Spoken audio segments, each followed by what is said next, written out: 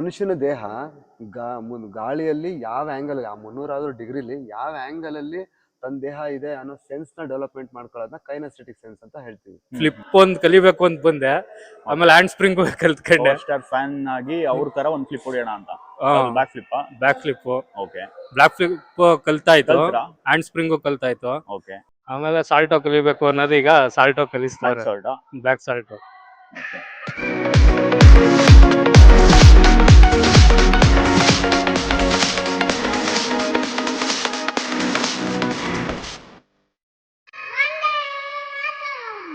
Very good.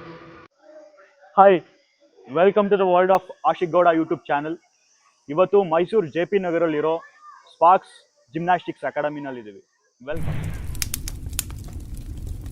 ಈ ವಿಡಿಯೋದಲ್ಲಿ ನಿಮಗೆ ಒಂದಷ್ಟು ಇಂಪಾರ್ಟೆಂಟ್ ವಿಷಯಗಳಿರುತ್ತೆ. ಜಿಮ್ನಾಸ್ಟಿಕ್ಸ್ನ ಯಾಕೆ ಮದರ್ ಆಫ್ ಆಲ್ ಸ್ಪೋರ್ಟ್ಸ್ ಅಂತ ಕರೀತಾರೆ, ಯಾಕೆ ಮಾಡಬೇಕು, ಏಜ್ ರಿಸ್ಟ್ರಿಕ್ಷನ್ಸ್ ಇದೆಯಾ, ಆ್ಯಂಡ್ ಸ್ಪಾರ್ಕ್ ಅಕಾಡೆಮಿ ಬಗ್ಗೆ ಕಂಪ್ಲೀಟ್ ಇನ್ಫಾರ್ಮೇಷನ್. ಈ ಕ್ವಶನ್ಸ್ಗೆ ಎಲ್ಲ ಆನ್ಸರ್ಸ್ ಸ್ಪಾರ್ಕ್ ಅಕಾಡೆಮಿಯ ಫೌಂಡರ್ ಮತ್ತು ಹೆಡ್ ಕೋಚ್ ಆದಂತಹ ರಾಘವೇಂದ್ರ ಅರಳಿಕಟ್ಟೆ ಅವರಿಂದ ತಿಳ್ಕೊಳ್ಳೋಣ. ನನ್ನ ಸ್ಕೂಲ್ ಡೇಸ್ ಮತ್ತು ಕಾಲೇಜ್ ಡೇಸಲ್ಲಿ ಜಿಮ್ನಾಸ್ಟಿಕ್ಸ್ ಮಾಡ್ತಾ ಇರಬೇಕಾದ್ರೆ ಇವರು ನನಗೆ ಸೀನಿಯರ್ ಆಗಿದ್ದರು. ಇವರಿಂದ ತುಂಬ ಕಲ್ತಿದ್ದೀನಿ ಕೂಡ. ಇವರು ಸರ್ಟಿಫೈಡ್ ಜಿಮ್ನಾಸ್ಟಿಕ್ಸ್ ಹೆಡ್ ಕೋಚ್, ಭಾಳಷ್ಟು ಕಾಂಪಿಟೇಷನ್ಸಲ್ಲಿ ವಿನ್ ಆಗಿದ್ದಾರೆ, ನ್ಯಾಷನಲ್ ಲೆವೆಲಲ್ಲೂ ಮೆಡಲ್ ಪಡ್ಕೊಂಡಿರ್ತಾರೆ. ಇಂಪಾರ್ಟೆಂಟ್ ಏನಂದರೆ ಸ್ವಲ್ಪ ಜನ ಕನ್ಫ್ಯೂಷನ್ಸಲ್ಲಿ ಇರ್ತೀರ, ಸ್ಪೋರ್ಟ್ಸಿಂದ ಎಜುಕೇಷನ್ ಅಥವಾ ಬೇರೆ ವರ್ಕ್ಗೆ ಎಫೆಕ್ಟ್ ಆಗುತ್ತಾ ಅಂತ. ಇದಕ್ಕೆ ಪರ್ಫೆಕ್ಟ್ ಎಕ್ಸಾಂಪಲ್ ಯಾರಂದರೆ ರಾಘವೇಂದ್ರ ಅರಳಿಕಟ್ಟೆ ಅವರು. ರಂಗಾಯಣದಲ್ಲಿ ಡಿಪ್ಲೊಮೊ ಇನ್ ಥಿಯೇಟರ್ ಮಾಡಿದ್ದಾರೆ, MA ಆ್ಯಂಡ್ PhD ಕೂಡ ಮಾಡಿದ್ದಾರೆ. ಇಷ್ಟೆಲ್ಲ ಅಚೀವ್ಮೆಂಟ್ಸ್ ಇದ್ದರೂ ಕೂಡ ಬಹಳ ಸಿಂಪಲ್ ವ್ಯಕ್ತಿ, ಡೌನ್ ಟು ಅರ್ತ್. ಆದರೆ ಟ್ರೈನಿಂಗ್ ಅಂತ ಬಂದರೆ very disciplined, because he breathe gymnastics. ಇವರ ಕಂಪ್ಲೀಟ್ ಇಂಟ್ರಡಕ್ಷನ್ ಮತ್ತು ಇವರ ಇನ್ಸ್ಪೈರಿಂಗ್ ಲೈಫ್ ಜರ್ನಿ ಕಮಿಂಗ್ ಡೇಸಲ್ಲಿ ಒಂದು ವಿಡಿಯೋ ಮಾಡ್ತೀನಿ. ಅದಕ್ಕಿಂತ ಮುಂಚೆ ಅವ್ರ ಹತ್ರ ಕೂತ್ಕೊಂಡು ಕೆಲವೊಂದಷ್ಟು ಇಂಪಾರ್ಟೆಂಟ್ ವಿಷಯಗಳನ್ನ ಕಲೆಕ್ಟ್ ಮಾಡ್ಕೊಳ್ಳೋಣ, ಬನ್ನಿ. ಸೊ ಇವರು ರಾಘವ್ ಅಂತ ಜಿಮ್ನಾಸ್ಟಿಕ್ಸ್ ನನಗೆ ಬಂದು ಒಂದು ಟೈಮಲ್ಲಿ ಕೋಚ್ ಆಗಿದ್ರು, ಮತ್ತು ಸೀನಿಯರ್ ಅಂತ ಹೇಳ್ಬೋದು, ಸೀನಿಯರ್ ಮೋಸ್ಟ್ ಪರ್ಸನ್. ಸೊ ಇವಾಗ ಇವ್ರದೇ ಆದಂಥ ಅಕಾಡೆಮಿ ಸ್ಟಾರ್ಟ್ ಮಾಡಿದ್ದಾರೆ. ಸೊ ಫಸ್ಟ್ ಕ್ವಶನ್ ಬಂದು, ಏನಕ್ಕೆ ಜಿಮ್ನಾಸ್ಟಿಕ್ಸ್ ಮಾಡಬೇಕು? ನಾನು ಕೂಡ ಜಿಮ್ನಾಸ್ಟಿಕ್ಸ್ಗೆ ಹೋಗ್ತಾ ಇದ್ದೆ. ಆಗ ನನ್ನ ಫ್ರೆಂಡ್ಸ್ಗಳೆಲ್ಲ ಏನು ಹೇಳ್ತಾ ಇದ್ದಾರೆ ಅಂತಂದರೆ, ನಂಗೆ ಕ್ರಿಕೆಟ್ ಇಷ್ಟ, ನೀನಿಗೆ ಜಿಮ್ನಾಸ್ಟಿಕ್ಸ್ಗೆ ಹೋಗ್ತಾ ಇದೆಯಾ, ಬಾ ನಾನು ಕ್ರಿಕೆಟ್ ಜಾಯ್ನ್ ಆಗೋ, ಈ ಥರ ಕೇಳ್ತಾ ಇದ್ರು. So first question, why gymnastics? Okay, gymnastic ಯಾಕೆ ಮಾಡಬೇಕು ಅನ್ನೋ ಪ್ರಶ್ನೆಗೆ ಏನಪ್ಪ ಅಂದರೆ, ಹ್ಯೂಮನ್ ಬಾಡಿ ಒಂದು ಮೋಟರ್ ಎಬಿಲಿಟಿ ಅಂತ ಇರುತ್ತೆ. ಮೋಟಾರ್ ಎಬಿಲಿಟಿ ಅಂತಂದರೆ any sports and games 5 types of the motor ability ಪ್ರಕಾರ ಎನಿ ಒಂದು ಆ್ಯಕ್ಟಿವಿಟೀಸು, ಸ್ಪೋರ್ಟ್ಸು, ಗೇಮು ಆ ಥರ ನಡೆಯುತ್ತೆ. Endurance, strength, speed, flexibility, coordination, ಇದನ್ನು ಮೋಟಾರ್ ಎಬಿಲಿಟಿ ಅಂತ ಹೇಳ್ತಾರೆ. ಯಾವುದೇ ಒಂದು ಎಕ್ಸಸೈಸು, ಯಾವುದೇ ಒಂದು ಕ್ರೀಡೆ, ಯಾವುದೇ ಒಂದು ಸ್ಪೋರ್ಟ್ಸ್ಗೆ, ಆ್ಯಕ್ಟಿವಿಟೀಸ್ಗೆ ತಗೊಂಡ್ರು ಈ 5 ಮೋಟಾರ್ ಎಬಿಲಿಟಿ ಅನ್ನೋದು ಇದ್ದೇ ಇರುತ್ತೆ. ಓಕೆನಾ? ಈಗ ಈ 5 ಮೋಟಾರ್ ಎಬಿಲಿಟಿ ಯಾವ ಗೇಮಲ್ಲಿ ಎಷ್ಟು % ಸಿಗ್ತಾ ಇದೆ ಅನ್ನೋದು ಮುಖ್ಯ ಆಗುತ್ತೆ. ಈಗ ಜಿಮ್ನಾಸ್ಟಿಕ್ಸ್ ಯಾಕೆ ಮಾಡಬೇಕು ಅನ್ನೋ ಪ್ರಶ್ನೆಗೆ ಉತ್ತರ ಹೇಳೋದಾದರೆ, ಓಕೆ, ನನಗೆ ಎಷ್ಟು ತಿಳುವಳಿಕೆ ಇದೆ ಅದ್ರ ಪ್ರಕಾರ ಈಗ ಮೋಟಾರ್ ಎಬಿಲಿಟಿಯಲ್ಲಿ ಯೋಗ ಫ್ಲೆಕ್ಸಿಬಿಲಿಟಿ ಗೇಮು, ಓಕೆ. ಈಗ ಕುಸ್ತಿ ಸ್ಟ್ರೆಂತ್ ಗೇಮು. ಮೋಟಾರ್ ಎಬಿಲಿಟಿಯಲ್ಲಿ ಒಂದೊಂದು ಯೂಸ್ ಆಗ್ತಾ ಇದೆ. ಕುಸ್ತಿಲಿ ಸ್ಪೀಡ್ ಎಂಡೋರೆನ್ಸು ಇರುತ್ತೆ, ಎಂಡೋರೆನ್ಸು ಕೂಡ ಹೌದು. ಆಮೇಲೆ ಅದರಲ್ಲಿ ಸ್ಪೀಡ್ ಮೂಮೆಂಟು ಅನ್ನೋದು ಇರುತ್ತೆ, ಕೋಆರ್ಡಿನೇಷನ್ ಇರುತ್ತೆ. ಅವ ಪಟ್ಟಾಗ್ತಾ ಇದ್ದಾನೆ ಅಂದರೆ ಕೋಆರ್ಡಿನೇಷನಲ್ಲಿ ಅವ್ನು ಕಾಲು ಹಿಡ್ಕೊಂಡು ಹೇಳ್ಕೊಳ್ಳೋದು ಆ ಥರ ಇದ್ದೇ ಇರುತ್ತೆ. ಸೊ 5 ಮೋಟಾರ್ ಎಬಿಲಿಟಿ ಅನ್ನೋದು ಯೂಸ್ ಆಗ್ತಾನೆ ಇರುತ್ತೆ. ಸೊ ಮೇಜರ್ ಆಗಿ ಕುಸ್ತಿ ಅನ್ನೋದು ಸ್ಟ್ರೆಂತ್ ಗೇಮು, ಸೊ ಯೋಗ ಫ್ಲೆಕ್ಸಿಬಿಲಿಟಿ ಗೇಮು. ಸೊ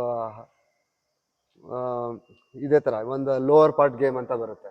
ಈಗ athletics only for lower part, ಅವ್ರಿಗೆ ಅಪ್ಪರ್ ಪಾರ್ಟ್ಗೆ ಏನು ಯೂಸ್ ಇಲ್ಲ. ಅವ್ರಿಗೇನಂದರೆ ಹ್ಯಾಂಡ್ ಸ್ವಿಂಗ್ ಕೊಡಬೇಕು, ಅದಕ್ಕೆ ಸಪ್ರೇಟಾಗಿ ಎಕ್ಸಸೈಸ್ ಮಾಡ್ತಾರೆ. ಅವರ ಬಾಡಿ ಅನಾಟಮಿನೇ ಹೇಗಿರುತ್ತೆ ಅಂತಂದರೆ ಲೋವರ್ ಪಾರ್ಟ್ ಜಾಸ್ತಿ ಇರುತ್ತೆ, ಅಪ್ಪರ್ ಪಾರ್ಟ್ ಕಡಿಮೆ ಇರುತ್ತೆ. ಅವರು ಸ್ಪೋರ್ಟ್ಸ್ಗೆ ಏನು ಬೇಕೋ ಆ ಮಸಲ್ಸ್ನ ಅವರು ಡೆವಲಪ್ಮೆಂಟ್ ಮಾಡ್ಕೊಂಡಿರ್ತಾರೆ. ಓಕೆನಾ? ಹಾಗಾಗಿ 5 ಮೋಟಾರ್ ಎಬಿಲಿಟಿ ಏನಿದೆ ಅದು ಒಳಗೊಂಡಂತೆ ಎಫೆಕ್ಟಿವ್ ಆಗಿ ಬಾಡಿಗೆ ಓವರ್ ಆಲ್ 600+ ಮಸಲ್ಸ್ ಆಗಿರ್ಬೋದು, ಆಲ್ ಜಾಯಿಂಟ್ಸ್ ಆಗಿರ್ಬೋದು, ಆಲ್ ನರ್ವಸ್ ಸಿಸ್ಟಮ್ ಆಗಿರ್ಬೋದು, ಎಲ್ಲದಕ್ಕೂ ಎಫೆಕ್ಟ್ ಬೀಳುತ್ತೆ ಅನ್ನೋ ಒಂದು ಕಾರಣಕ್ಕೆ ಇದನ್ನು ಮದರ್ ಆಫ್ ಗೇಮ್ ಅಂತಾರೆ ಸೈಂಟಿಫಿಕ್ ಆಗಿ. ಓಕೆ, ಜಿಮ್ನಾಸ್ಟಿಕ್ಸ್ನ. Mother of game. Mother of game. ಏನಕ್ಕಂದ್ರೆ ಇದನ್ನ ಮಾಡೋದ್ರಿಂದ ಮಿಕ್ಕಿದಕ್ಕೆಲ್ಲದಕ್ಕೂ ಹೌದು, ಹೆಲ್ಪ್ ಆಗುತ್ತೆ. ಯಾವ ತರ ಇನ್ನ ಕಾರಣ ಹೇಳ್ತೀನಿ ಯಾಕೆ ಇದನ್ನ ಮದರ್ ಆಫ್ ಗೇಮ್ ಅಂತಾರೆ ಅಂತಂದ್ರೆ, ಒಂದು ಈಗ ಹೇಳಿದ್ನಲ್ಲ, ಓವರ್ ಆಲ್ ಎಲ್ಲ ಮಸಲ್ ಸಿಸ್ಟಮ್ಸ್ಗೂ, ನರ್ವಸ್ ಸಿಸ್ಟಮ್ಸ್ಗೂ, ಜಾಯಿಂಟ್ ಸಿಸ್ಟಮ್ಗೂ ಇದು ಎಫೆಕ್ಟ್ ಆಗಿ ಕೆಲಸ ಮಾಡ್ತೀವಿ, ಎಕ್ಸಸೈಸ್ ಮಾಡ್ತೀವಿ ಅನ್ನೋ ಒಂದು ಕಾರಣ. ಆದರೆ ಇನ್ನೊಂದು, ಗಾಳಿಯಲ್ಲಿ 360 degree rotation and twisting movement ಅಂತ ಹೇಳ್ತೀವಿ. ಅದರಲ್ಲಿ ಮನುಷ್ಯನ ದೇಹ ಗಾಳಿಯಲ್ಲಿ ಯಾವ ಆ್ಯಂಗಲ್, ಆ 360 ಡಿಗ್ರಿಲಿ ಯಾವ ಆ್ಯಂಗಲಲ್ಲಿ ತನ್ನ ದೇಹ ಇದೆ ಅನ್ನೋ ಸೆನ್ಸ್ನ ಡೆವಲಪ್ಮೆಂಟ್ ಮಾಡ್ಕೊಳ್ಳೋದನ್ನ ಕೈನೆಸ್ಥೆಟಿಕ್ ಸೆನ್ಸ್ ಅಂತ ಹೇಳ್ತೀವಿ. ಈಗ ಸಡನ್ ಆಗಿ ಒಂದು ರೋಲ್ ಹೊಡಿಬೇಕು, ಸಡನ್ ಆಗಿ ಒಂದು ಜಂಪ್ ಮಾಡಬೇಕು, ಅಥವಾ ಈಗ ಬೇರೆ ಗೇಮ್ಗಳಲ್ಲಿ ಹೋಲಿಸ್ಕೊಂಡ್ರೆ, ಈಗ ಫುಟ್ಬಾಲ್ ಅವ್ನು ಬಂದ್ಬಿಟ್ಟು ಒಂದು ಗೋಲ್ ಹೊಡಿತಾರೆ, ಅಥವಾ ಯಾರೊಬ್ರು ಕಾಲು ಅಡ್ಡ ಕೊಟ್ಬಿಡ್ತಾರೆ, ಸಡನ್ ಆಗಿ ಬೀಳಕ್ಕಾಗಲ್ಲ, ರೋಲ್ ಹೊಡ್ಬಿಟ್ಟು ಎಸ್ಕೇಪ್ ಆಗಬೇಕು. ಸೊ ಈ ರೋಲಿಂಗ್ ಮೂಮೆಂಟ್ನ ಕೈನೆಸ್ಥೆಟಿಕ್ ಸೆನ್ಸ್ ಅಂತೀವಿ, ಗಾಳಿಯಲ್ಲಿ ಮನುಷ್ಯನ ದೇಹನ ತಿರ್ಗೋದು. ಬ್ಯೂಟಿಫುಲ್. ಹಂಗಾಗಿ ಇದು ಎಲ್ಲ ಗೇಮ್ ಅವ್ರಿಗೂ ಅನ್ವಯಿಸುತ್ತೆ. ಎನಿ ಸ್ಪೋರ್ಟ್ಸ್ ಅಂಡ್ ಗೇಮ್ಸ್ಗಳು ಒಂದು ವಿಷಯ 600+ ಮಸಲ್ಸ್ಗೆ ಮೇಜರ್ ಆಗಿ ವರ್ಕ್ ಆಗುತ್ತೆ ಅನ್ನೋ ಒಂದು ಕಾರಣ ಆದರೆ, ಕೈನೆಸ್ಥೆಟಿಕ್ ಸೆನ್ಸು ಡೆವಲಪ್ಮೆಂಟ್ ಮಾಡಿಕೊಡುತ್ತೆ ಅನ್ನೋದು ಇನ್ನೊಂದು ಕಾರಣ. ಸೊ ಅವಾಗೇನಾಗುತ್ತೆ, ಈಗ ಪರ್ಟಿಕ್ಯುಲರ್ ಪಾರ್ಟ್ ಆಫ್, ಈಗ ಬಾಲ್ ಗೇಮ್ ಅಂತ ಬರುತ್ತೆ, individual lower part game, strength game, only for flexibility game ಅನ್ನೋದಕ್ಕೆ, ಓವರ್ ಆಲ್ ಆಗಿ motor ability game, over all ಆಗಿ ಆಲ್ ಮಸಲ್ಸ್ ಎಫೆಕ್ಟಿವ್ ಗೇಮು ಅಂತಂದಾಗ, ಇದನ್ನ ಆ ಒಂದು ಕಾರಣಕ್ಕೂ ಇದನ್ನ ಸೈಂಟಿಫಿಕ್ ಆಗಿ ಇದನ್ನ ಮದರ್ ಆಫ್ ಗೇಮ್ ಅಂತ ಹೇಳ್ತಾರೆ.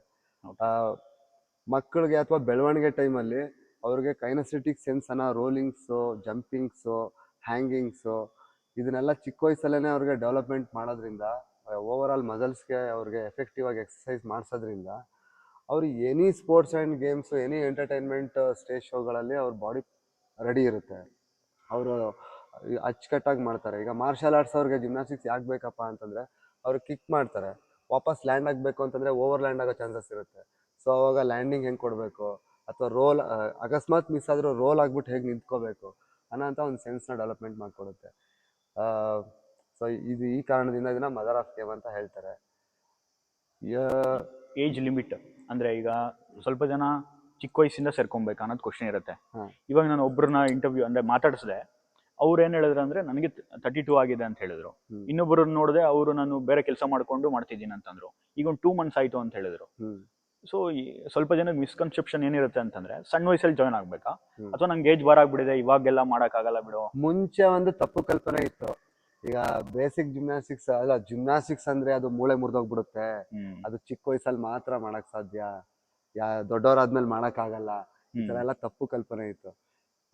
ನಾವು ಯಾವಾಗ ಒಂದಷ್ಟು ಸ್ಟಡಿ ಮಾಡಿ ಒಂದು ಲಾಂಗ್ ಟೈಮ್ ಇದೇ ಫೀಲ್ಡಲ್ಲೇ ಬಂದ್ವಿ, ಅವಾಗ ನಮ್ಗೆ ರಿಯಲೈಸ್ ಆಗಿದೆ ಏನಪ್ಪ ಅಂದರೆ, ನಮ್ಮ ಗುರುಗಳು ನಮ್ಗೆ ಹೇಳ್ಕೊಟ್ಟಿರೋದು ಏನಪ್ಪ ಅಂದರೆ, ಇದು ಈಗ ಗಿಡವಾಗಿ ಬಗ್ಗದ್ದು ಮರವಾಗಿ ಬಾಗೀತೆ ಅನ್ನೋದು, ಅದು ಮರಕ್ಕೆ ಸೀಮಿತ, ಅದು ಮನುಷ್ಯನ್ಗಲ್ಲ.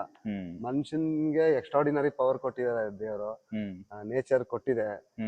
ಆದ್ರೆ ನಾವು ಯಾವ ವಯಸ್ಸಲ್ಲಿ ಬೇಕಾದ್ರೂ ಏನ್ ಬೇಕಾದ್ರೂ ಸಾಧಿಸ್ಬೋದು ಅನ್ನೋದಕ್ಕೆ ತುಂಬಾ ಉದಾಹರಣೆಗಳು ನಮ್ಮಲ್ಲೇ ಇದಾವೆ. ಸೊ ಬೇಸಿಕ್ ಜಿಮ್ನಾಸ್ಟಿಕ್ಸ್ಗೆ ಯಾವುದೇ ಕಾರಣಕ್ಕೂ ಏಜ್ ಲಿಮಿಟ್ ಇಲ್ಲ. ಬೇಸಿಕ್ ಜಿಮ್ನಾಸ್ಟಿಕ್ಸ್ ಅಂದ್ರೆ ಆಲ್ಮೋಸ್ಟ್ ಅಲ್ಲಿ back flip, salt, jumping, hanging, ಕೆಲವೊಂದು ಮೂಮೆಂಟ್ಗಳು ಏನು ಜಿಮ್ನಾಸ್ಟಿಕ್ಸ್ ಅಲ್ಲಿ ಬರ್ತಾವೆ ಎಲ್ಲ ನಾರ್ಮಲ್ ಬೇಸಿಕ್ ಜಿಮ್ನಾಸ್ಟಿಕ್ಸ್. ಒಂದೊಂದು ಸಾಲ್ಟೋ ಗಿಲ್ಟೋ, ಟ್ರಾಂಪೋಲಿನ್ ಜಂಪ್ಸ್, ಇದೆಲ್ಲ ಬೇಸಿಕ್ ಜಿಮ್ನಾಸ್ಟಿಕ್ಸ್ ಇದು.